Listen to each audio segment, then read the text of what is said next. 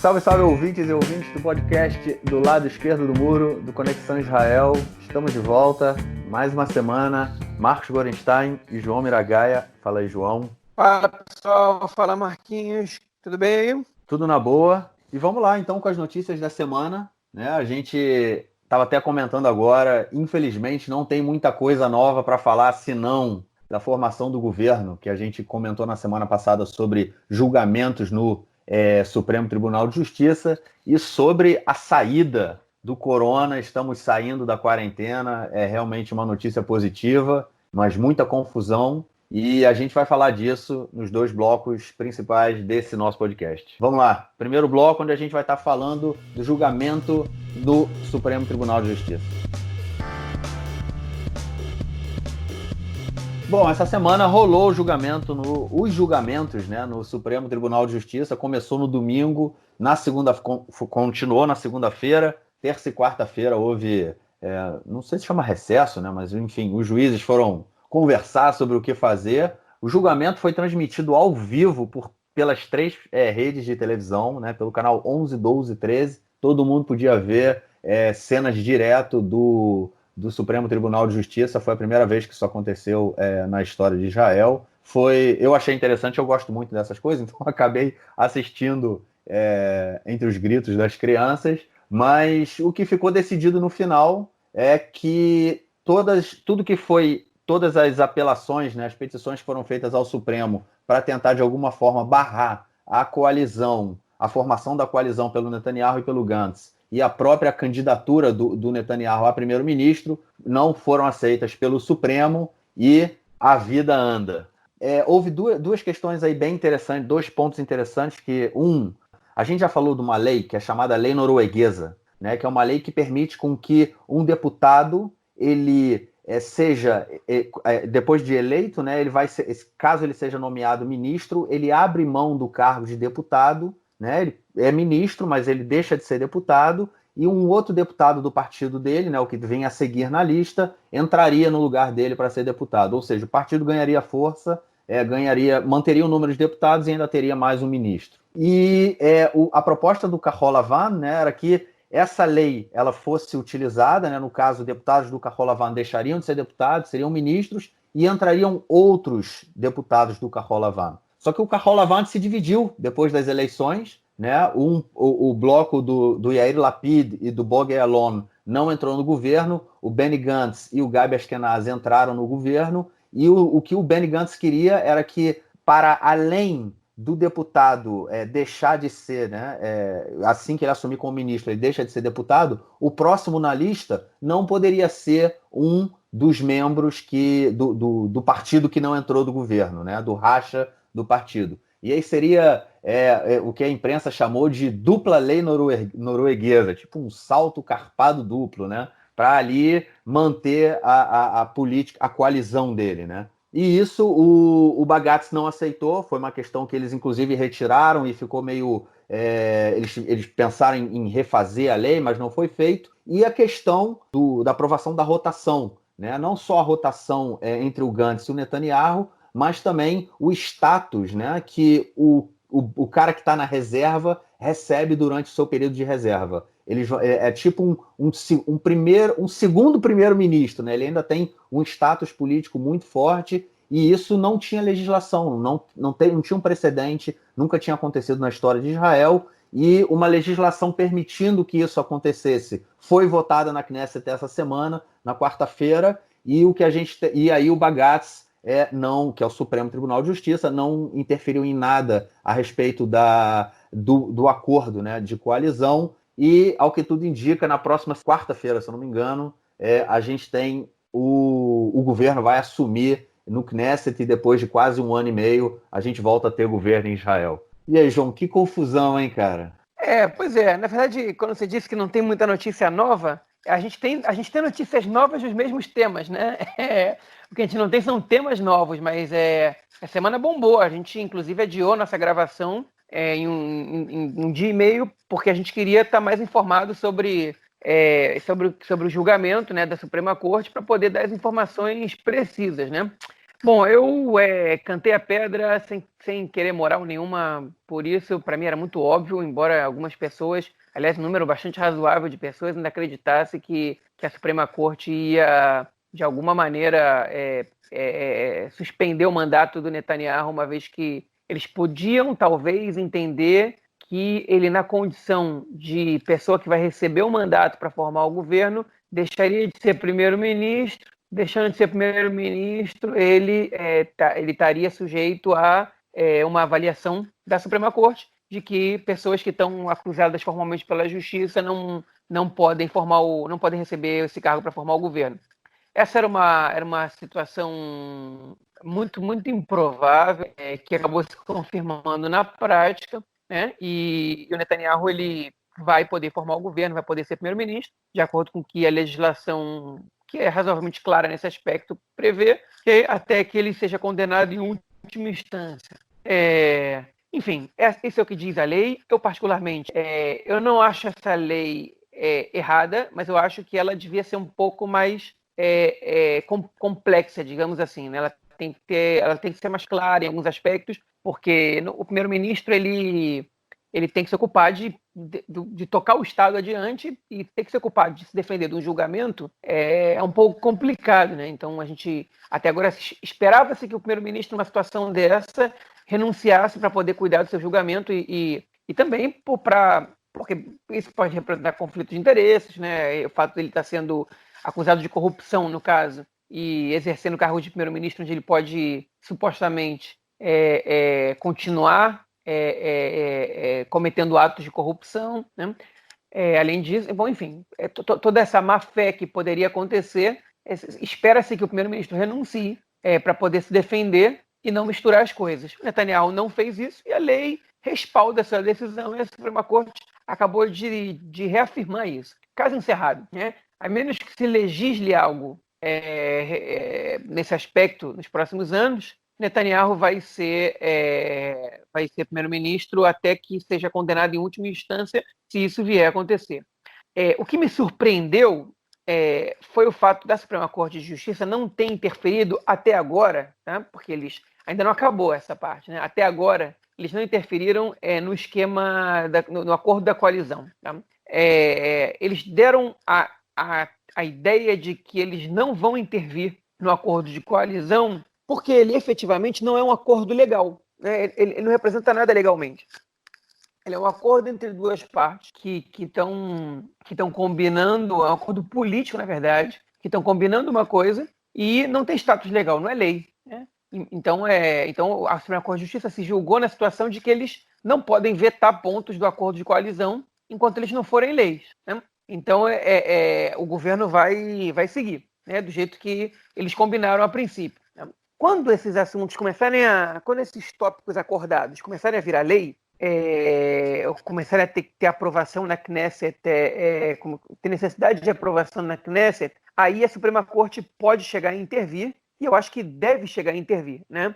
Eles fizeram críticas a determinados parágrafos do acordo, a determinados tópicos e itens específicos, mas eles não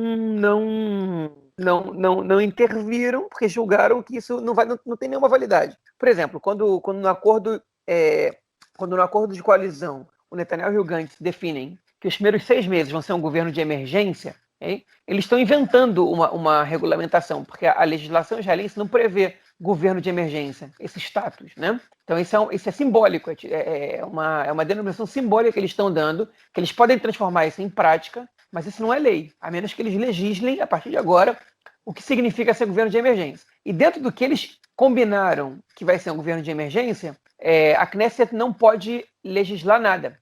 Todos os assuntos têm que ser sobre a corona, exceto 2 pontos. Um deles tem a ver com a anexação e o outro o primeiro tem a ver com a anexação dos territórios na Cisjordânia e o outro tem a ver com a lei do alistamento. São os únicos tópicos que eles acordaram que podem ser debatidos e votados durante esse período que eles chamam de governo de emergência.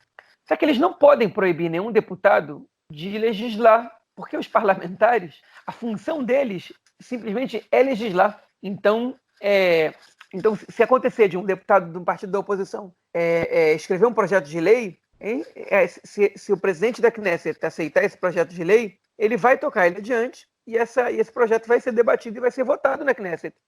Se o presidente da Knesset começar a engavetar todos os projetos de lei que chegarem a ele, a Suprema Corte provavelmente vai intervir, porque o presidente da Knesset vai estar impedindo a Knesset de fazer o seu trabalho, né? Então são acordos que eles não condizem com o que a realidade exige, né? Parte deles, pelo menos. Eu estou curioso para ver como é que a Suprema Corte vai intervir quando eles definirem quais vão ser os representantes de cada comissão, porque eles estão, como a gente comentou no podcast semana passada, eles estão driblando um costume de que uma minoria considerável das comissões são presididas por membros da oposição. O Likud e o Azul e Branco combinaram que das 12 comissões, somente uma vai ser encabeçada pela oposição, que é a comissão de crítica ao governo, que por lei tem que ser encabeçada pela oposição, né? Então eu queria ver como é que a Suprema Corte vai lidar com essa situação. Eu também estou curioso um pouco para ver como é que a Suprema Corte vai lidar com o fato de que a gente vai ter 2 primeiros ministros, né? Porque essa questão do vice-primeiro-ministro que demite e nomeia os seus próprios ministros, ele tem seus próprios ministros, que tem residência oficial, que tem carro oficial, né, enfim, que na prática ele é um primeiro-ministro em si. Eu quero saber como é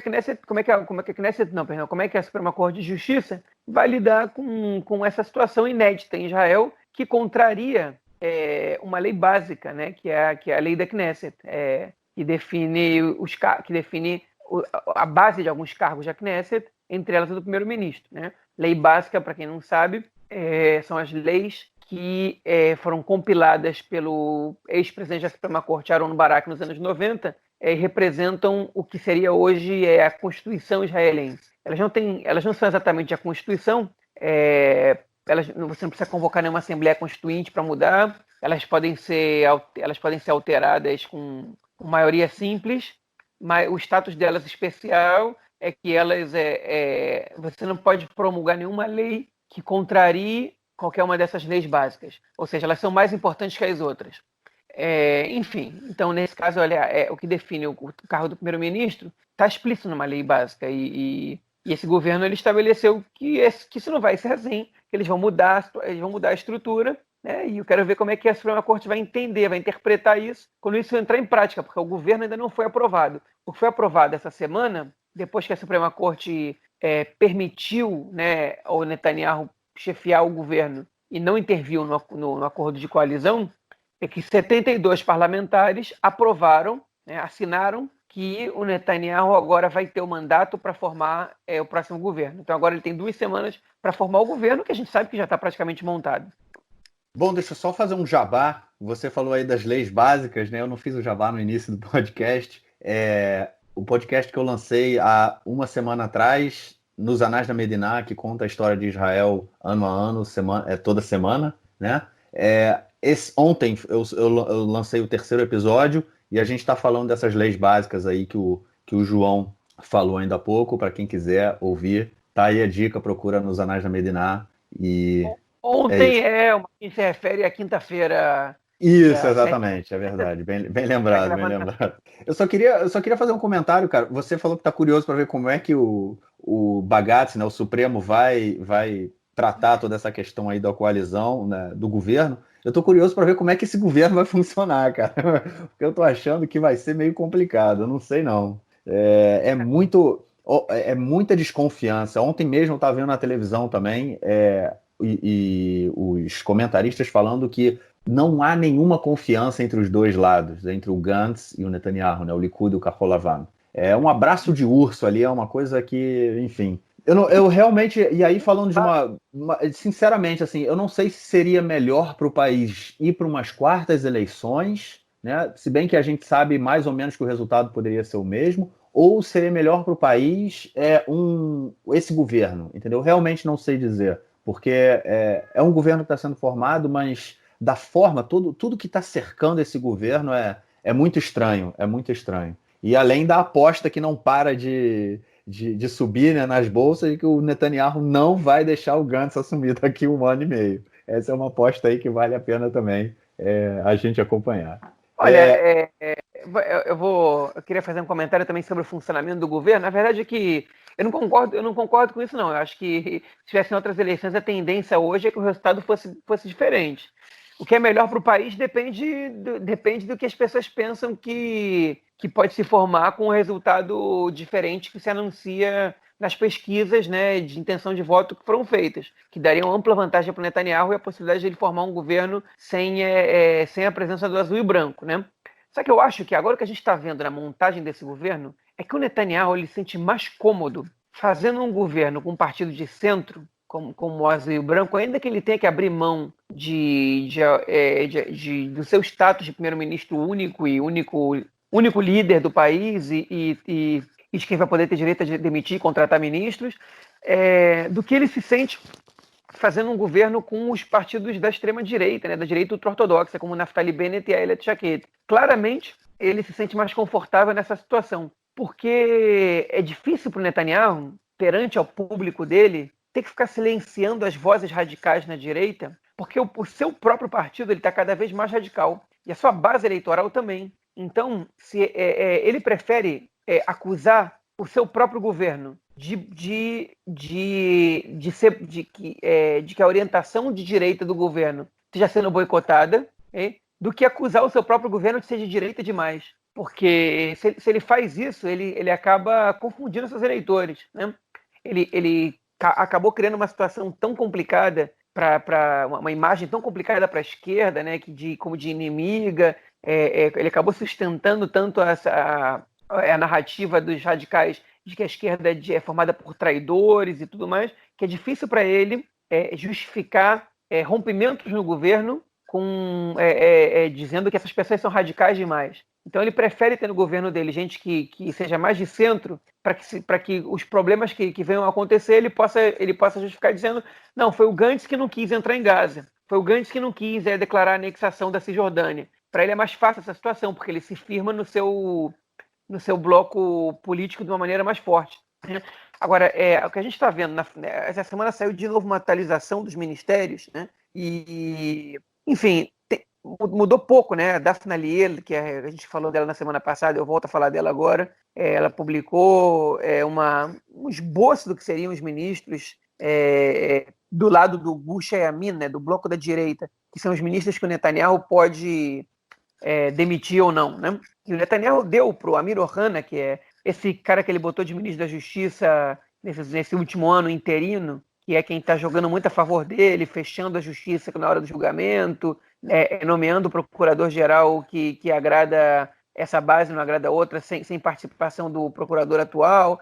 O Amir Ohana ele foi presenteado, será presenteado, ao que tudo indica, pelo menos de acordo com as informações da Daphne Aliel, com o Ministério da Segurança Interior, que era o que a Miri Regev, que é uma parlamentar muito, muito popular dentro do Likud, queria, era o ministério que ela queria. E ele criou um problema para ele mesmo, né?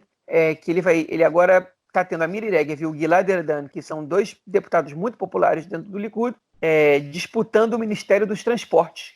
O Gilad Erdan era até agora o ministro da Segurança Interna. Pois é. E aí, quem não pegar o Ministério dos Transportes não vai ter um ministério tão grande, com um orçamento tão grande para pegar. Vai acabar caindo com a educação ou com a saúde, né? Só que, pelo que eu estou vendo aqui, eu acho que nenhum dos dois quer muito, nem a educação nem a saúde. A saúde, o Likud estava querendo passar para o azul e branco como moeda de troca para conseguir mais ministérios, porque eles não estão interessados em ter a saúde. E a educação, eu não sei se é nem a Miri Regev, eu acho que a população israelense, até os próprios eleitores do Netanyahu, eles não acreditam que nem a Miri Regev nem o Gilad Erdan possam ser ministros da saúde razoáveis, são adequados para estar nesse cargo, da educação. Então isso ele criou um problema para ele mesmo, né? Nessa suposição também é interessante que a Orly Levy, que concorreu às eleições junto com o Meretz e com o Partido Trabalhista, ela vai, pelo jeito, ganhar um ministério mesmo dentro do bloco da direita,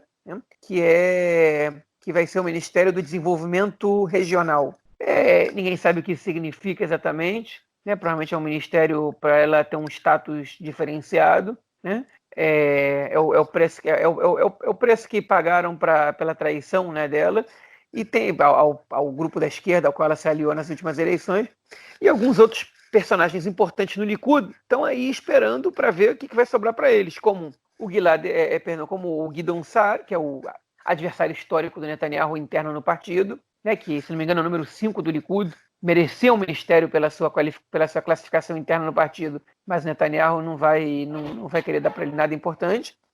E o Nir Barkat eu também destaco, que é o ex-prefeito de Jerusalém, que também aparentemente não vai receber nenhum ministério, né? Então, o que vai acontecer com essas pessoas? O que vai sobrar para eles? É a grande pergunta. Em relação ao bloco do azul e branco, que inclui o Partido Trabalhista, esse aí a gente não tem informações de mudanças de acordo com o que estava se estipulando. E nessas próximas 2 semanas a gente vai conhecer tudo isso, que o governo está pronto praticamente.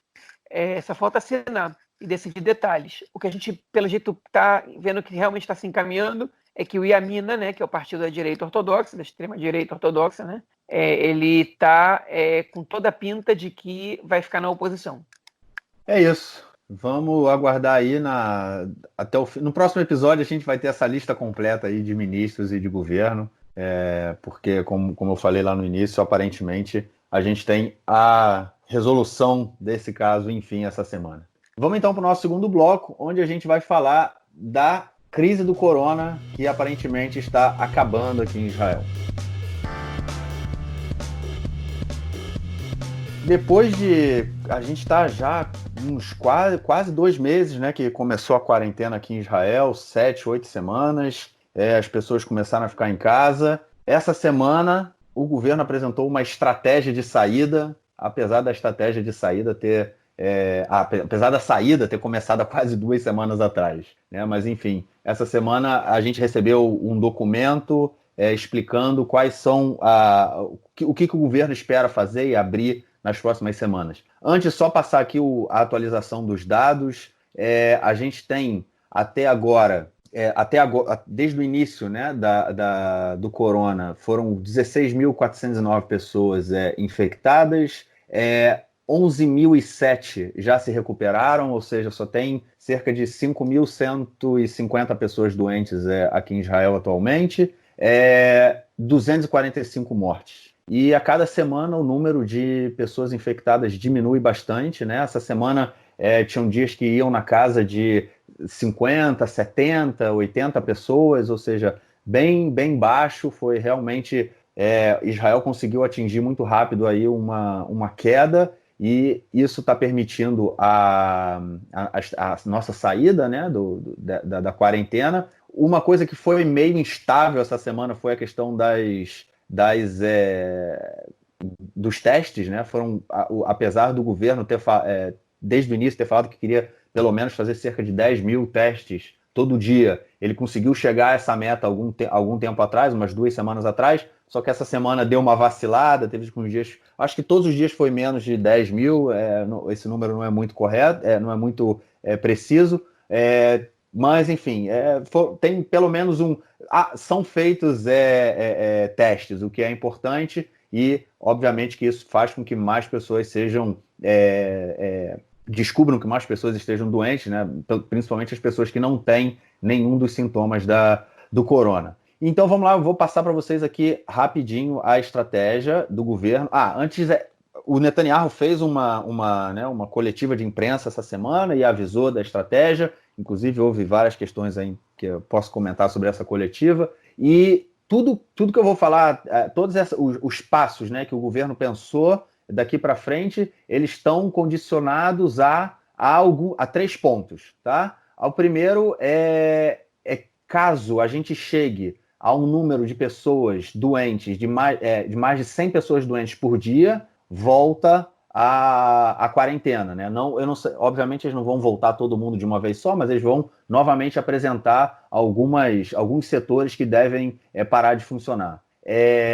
Também, caso a gente chegue ao número de 250 doentes em situação bem, bem difícil, e caso a cada 10 dias, né, o número de pessoas infectadas ele cresça muito também, então são esses os elementos aí que estão condicionando a abertura de Israel. Caso a gente chegue em algum desses números, o governo volta a fechar novamente. Bom, No dia 4 de maio, a essa semana, né, hoje é o quê? Hoje é sexta, então foi na segunda ou terça-feira. Primeiro foi cancelada a saída. Antes a gente só podia sair de casa a um espaço, né, uma distância de 100 metros. Agora isso foi cortado, as pessoas podem sair de casa. Está permitido o encontro entre duas famílias, né?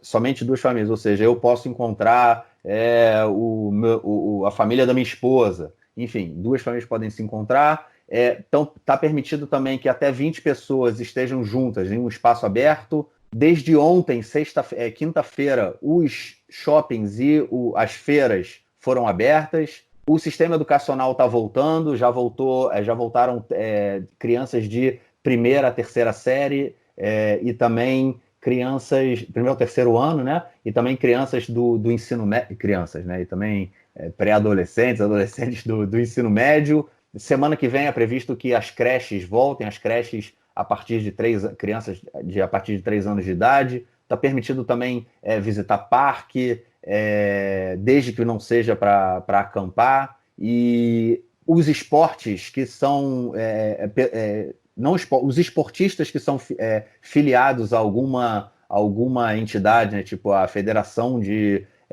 alguma federação, né? Eles também estão voltando às atividades, as academias foram abertas, eles estão abrindo devagarzinho também hotéis, e aqui como é que e pousadas, vamos dizer, pousadas pequenas estão sendo abertas. A partir de semana que vem, no dia 10, conforme eu falei, as creches voltam a ser abertas e vai ser permitida até o encontro de até 50 pessoas no lugar aberto.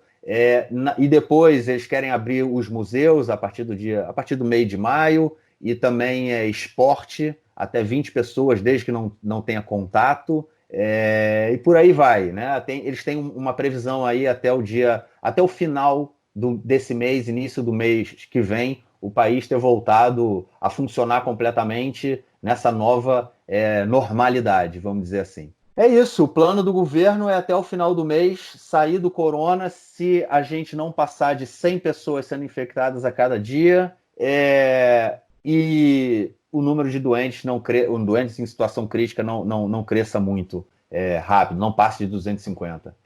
Mas essa saída tá meio confusa, não tá não, João? Não, tá assim, tá muito confusa, né? E tá confusa e tem culpado por isso, tem responsabilidade por isso. Enfim, é verdade que o fechamento, né, o lockdown, eu não sei qual é o termo adequado para falar em português, em hebraico tem uma palavra chamada seger, né, que a tradução seria um fechamento mesmo. Ele deu resultados e resultados positivos. Israel estava tendo a média de 20, 29, 35 contagiados por dia, que é semelhante a que a China tinha há um mês atrás, mais ou menos, que é de controle total da pandemia nesse estágio, né?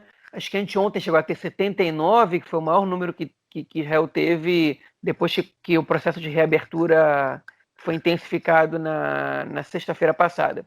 Então já está liberado que as pessoas se encontrem, reuniões de até 10 pessoas, você já está vendo muito mais gente na rua, algumas estão desprezando a máscara, embora ela continue sendo obrigada, né? O transporte público aumentou, as pessoas trabalhando também, também aumentou muito a quantidade de pessoas que voltaram a trabalhar, então tudo isso realmente mudou a situação do país bastante, né? Parece que a gente está... O sentimento é que o pior já passou. E tem gente que acredita nisso. Ontem eu peguei um táxi e o taxista disse para mim que acabou já. Até o verão já não tem mais nada, né? Perguntei para ele, por que você acha isso? Ele falou, não, porque já acabou, porque já não está mais tendo contágio. Enfim, ele não deu nenhuma base para dizer o que ele pensa, mas é porque essa é a sensação que as pessoas têm, né? O sentimento social é de que o coronavírus é uma coisa que ficou para trás. Em Israel, quando na verdade a gente sabe que dificilmente vai ser isso, né? A segunda onda, ela é esperada em todos os lugares. Você comentou que estão fazendo menos testes, né? Os pedidos para testes também baixaram muito. Então, Israel não atingiu a meta de testes que necessitava, porque os pedidos para testes diminuíram. Então, se o governo até agora não anunciou outra diretriz para os testes, se agora vai começar a testar em massa, mesmo que o número de contagiados não apareçam, para poder fazer um trabalho de prevenção, né? A gente não sabe, ninguém informou a população sobre isso até agora. Então, o que a gente tem é que estão sendo feitos menos testes, as pessoas também estão se contagiando menos, estão buscando menos sistemas de saúde, que estão ficando estão ficando com uma margem enfim, como chama isso? Estão ficando menos superlotados, né? Não era exatamente a expressão que eu queria usar. Menos cheios, estão menos ocupados, né? Menos ocupados. Eles estão se desocupando gradualmente. E, enfim, a sensação realmente de que agora que a gente vai entrar no verão, daqui a um mês e pouco, é que o país vai entrar nos eixos, né? E vai estar tudo bem, vai voltar ao normal. Não vai, a gente sabe que não vai. Tem setores que foram afetados e que vão continuar sendo afetados por bastante tempo, como a companhia como a aviação, como o turismo, né? Principalmente Israel, que depende muito do turismo internacional. No verão as pessoas costumavam viajar muito para o exterior, também não vai acontecer.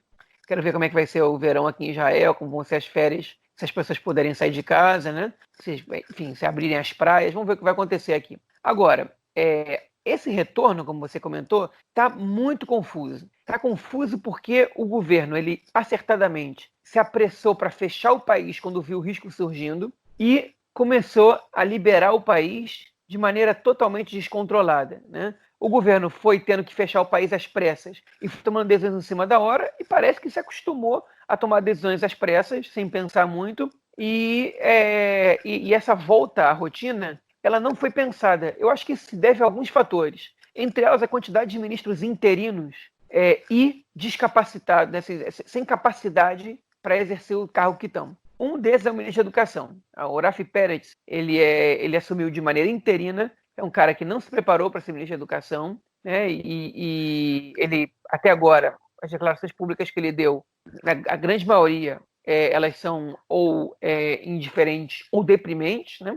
De indiferentes para baixo. E claramente o Ministério da Educação não sabe o que fazer com relação à volta às aulas. E se as escolas e creches não reabrem, você não consegue reabrir a economia do país. As pessoas não podem trabalhar, se não tem com quem deixar os filhos, né? Se a recomendação é não deixar com os avós, é pior ainda, né? Então, essa é uma situação que as pessoas estão querendo que a economia reabra, que o comércio reabra, que tudo, que a indústria e blá, blá, blá. Mas se você não tem com quem deixar teu filho de 3 anos, como é que você vai trabalhar, né? Como é que você vai abrir tua loja? Como é que você vai produzir? E aí o governo a gente comentou isso na semana passada, determinações muito estranhas, né? Anunciou que ia abrir na quarta-feira para dar determinações na sexta, depois desistiu de abrir na sexta, anunciou que ia abrir na terça, e, enfim, as creches parece que vão abrir finalmente no dia 10 de maio, agora, na semana que vem. A gente está gravando agora, acho que é dia 8 de maio, né? Então vão abrir no domingo, né? Mas aparentemente 30% das crianças que frequentam as creches privadas, fazendo aqui um parênteses, Israel não tem educação pública dos 0 aos 3 anos, né? Você tem algumas creches que recebem algum tipo de subsídio do governo e, portanto, o governo pode exigir que essas instituições elas sejam abertas do mesmo jeito que as instituições públicas, né? Mas as creches privadas, que atendem a um grande número de crianças, especificamente 30% das crianças que frequentam creches privadas, creches em geral, não têm aulas confirmadas na semana que vem, porque eles estão discutindo com o Ministério das Finanças se eles vão receber pelos meses que eles ficaram fechados. Eles alegam que o Ministério das Finanças e o Ministério da Educação não respondem às requisições deles, às chamadas, à tentativa de diálogo. Então eles estão batalhando por isso. Eles querem saber quais vão ser as condições, se vai existir algum subsídio para isso, porque os donos dessas creches privadas, eles se queixam de que os pais não vão pagar valor integral, uma vez que os filhos não vão poder estar integralmente na creche, o que era sabido, né? O máximo permitido para o Ministério da Saúde dentro de uma sala de aula, uma escola ou creche, é de 17 crianças. E as creches estão acostumadas a trabalhar com o dobro disso, com 35. Né? Só que as professoras das creches, elas vão ter que trabalhar o dia inteiro, porque de manhã vêm os primeiros 17 e de noite vêm os outros 17, de tarde. Né? Ou vão vir a metade da turma vai domingo, segunda e terça, e a outra metade vai quarta, quinta e sexta. Né? Então, os pais eles não vão pagar o valor integral porque eles não vão receber o serviço integral. Só que os donos das creches eles vão ter que pagar o salário integral para os seus profissionais, o aluguel integral do espaço que eles estão usando para abrir a creche, né? As contas de água e luz não são tão reduzidas se você tem metade da quantidade de crianças sendo recebidas nesses lugares, né? Tudo isso é muito complicado. E, além disso, não existe uma definição sobre o uso de luvas.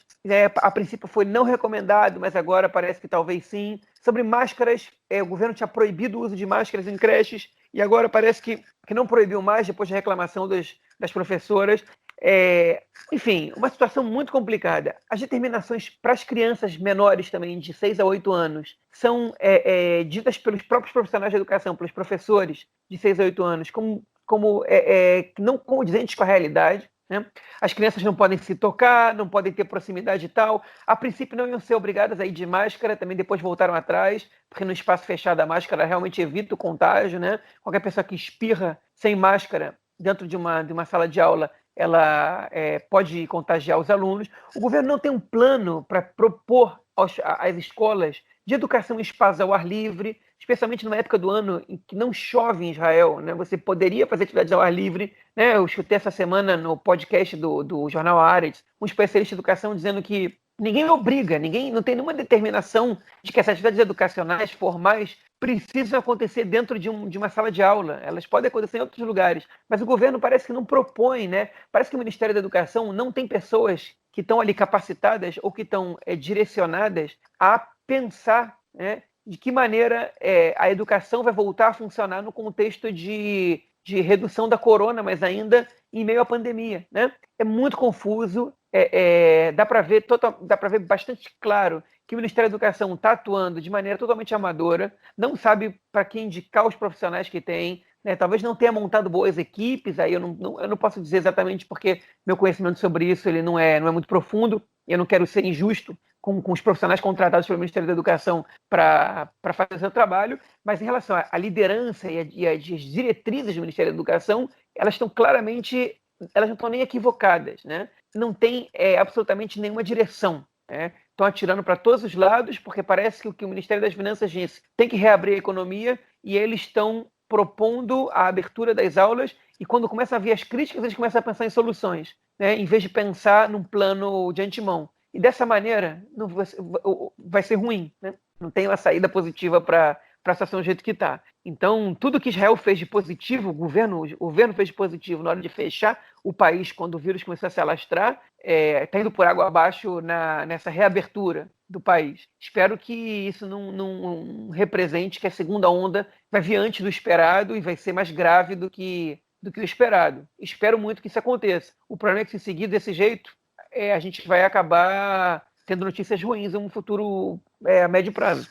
Só uma outra notícia antes de eu entrar no meu comentário também, que essa semana o ministro da Defesa, né, o Naftali Bennett, ele deu uma entrevista falando que um laboratório em Ness Tziona, né, uma cidade aqui no centro-sul de Israel, conseguiu achar uma cura, né, um remédio que é capaz de atacar o vírus e destruir o vírus, o que é um ponto muito positivo. Eles falaram que eles pretendem em cerca de 6 a 8 meses já estarem produzindo, que o remédio já esteja disponível. Não ficou claro para mim, esse instituto, eles chamaram de Instituto Biológico, eu não sei se ele é ligado ao Ministério da Defesa, se ele é um instituto particular, se é ligado à universidade, eu não consegui achar nenhuma informação a esse respeito, mas é uma notícia interessante que aparentemente cientistas aqui em Israel conseguiram pelo menos um antivírus, né, para o corona. Sobre a questão da volta às aulas, né, essa confusão toda, só falando aí de um exemplo pessoal, né, eu tenho uma filha de 2 anos e meio, que ela estuda numa dessas creches particulares. Na turma dela tem 34 crianças e foi anunciado, foi informado para a gente essa semana, ontem, na verdade, que somente metade das crianças voltariam às aulas. O horário vai ser integral, não vai ser 3 dias na semana, ela estudaria normalmente, E a questão é, ou seja, são 34 crianças, 17 voltam às aulas a partir de domingo. Na verdade, não vai ser domingo, porque não foi decidido ainda quem serão as crianças. Mas e os outros 17? Como é que os outros 17 vão ficar em casa? Não foi dada nenhuma informação, tipo, ó, a outra metade vai ser resolvido e até a outra semana vai ter uma solução já. Não. Perguntaram para a diretora da creche, e os outros 17? Isso aí a gente está pensando, vai ver o que fazer. Isso, para mim, só mostra uma coisa interessante, que é o quanto o sistema educacional israelense não é adequado, né? E aí a gente começa na seguinte questão. 34 crianças em sala de aula, e isso eu sei que é uma coisa que acontece na grande maioria dos colégios, na grande maioria dos anos de estudo, né? Dos anos letivos, das séries, vamos dizer assim. E hoje, como é que isso vai ser feito? Porque você, para dividir as turmas, você precisa ter salas disponíveis, né? Você precisa ter uma estrutura disponível. E a gente não tem essa estrutura. Ou seja, isso já é um reflexo, né? O que a gente tem hoje é um reflexo de um sistema educacional abarrotadíssimo, público, com pouquíssimo investimento, no sentido de diminuir o número de... Isso é uma questão que ela constantemente aparece no noticiário, principalmente entre setembro e outubro, né, que é a volta às aulas, a gente ouve muito se falar disso. Ou seja, a gente tem um sistema educacional abarrotado, com pouco investimento, e que num período de crise, onde 17 crianças, eu não estou falando de uma turma com 5 crianças, não, 17 crianças podem estudar juntas, a creche, o colégio, né, a creche não tem a estrutura para fazer isso, porque não tem onde enfiar os outros 17 alunos. Ou seja, metade do sistema educacional israelense ele pode pode parar. Né? Metade dos alunos, como é que vai ser feito? Até agora não voltaram ainda as crianças do quarto ao 10º ano, ao 9º ano. E aí? Hoje, a crise mostrou para a gente que tem um problema muito sério, que o sistema educacional também está em crise e não é por causa do corona. Ela só tornou clara essa crise, ela só mostrou para a gente que muita coisa precisa ser mudada. E aí eu vou voltar a um comentário que eu fiz no último podcast, que se referia a um podcast atrás, ou 2 podcasts atrás. O Bibi, logo no início da crise do corona, quando ele anunciou, né, o fechamento, ele falou assim, a gente tem que entender que a partir de agora a gente vai viver uma nova realidade. A nossa rotina, que a gente conhecia até agora, não vai ser mais a mesma daqui para frente. E o governo tem que entender isso também, de uma vez por todas, e mudar. E investir em educação, investir em saúde, investir no transporte. Isso é fundamental. Né? Eu acho que a crise do corona ela serviu para mostrar o quanto o sistema educacional israelense hoje ele é problemático, né? Ele não é o suficiente, e o governo tem que fazer alguma coisa para mudar isso de vez. Né? Porque com ou sem corona, o sistema educacional precisa funcionar, os professores, os profissionais de educação, obviamente, precisam ser respeitados, né? Ter bons salários, o que também não é o caso, e aí em qualquer lugar do mundo, o profissional de educação é tratado dessa forma. Mas foi um ponto muito interessante sobre essa crise que apareceu, né? De desmascarar a relação, a situação do sistema educacional israelense. Tem algo mais a acrescentar, cara? Não, sobre esse assunto, você disse tudo agora. A única coisa que eu tenho a acrescentar, não tem nada a ver com isso, é que, para o ouvinte que está escutando isso aí, a gente vai escutar daqui a pouquinho o comentário do Nelson. Olha, o Nelson o Nelson, ele está um pouco atrasado na descrição dele sobre a minha vida, né? Eu já estou morando em Kfar Saba tem 2 semanas, ele acha que eu estou em Beersheba ainda. Ô Nelson, eu tô em Kfar Saba já, cara. Quando eu te pedi recomendação de empresa para internet, eu já estava me mudando, cara. E, enfim, já que eu não falo com ele tem um tempo pessoalmente, então eu tenho que dar essas notícias para ele aí. E dizer também que ele falou do Tiftam, que é uma rede de mercado interessante, que obviamente eu conheço em Beersheba, já frequentei bastante o de lá também, inclusive. Tem um texto legal no Conexão do Marcelo Treisman, chamado A Disneylândia do Shabat, de 2013, mas é legal. Né? A polêmica é antiga, mas a descrição sobre o mercado Tiftam está lá. Eu recomendo a leitura. Cara, então eu não sei nem o que eu vou fazer com o comentário do Nelson, porque ele já me mandou o comentário dele, eu já ouvi e ele tá te dando dicas culturais em Beersheba, cara. Eu vou falar pro Nelson regravar o comentário dele. Beleza, então vamos lá para o nosso terceiro bloco, ouvir o comentário do esporte do nosso camarada Nelsinho Burdi. Fala aí, Nelsinho.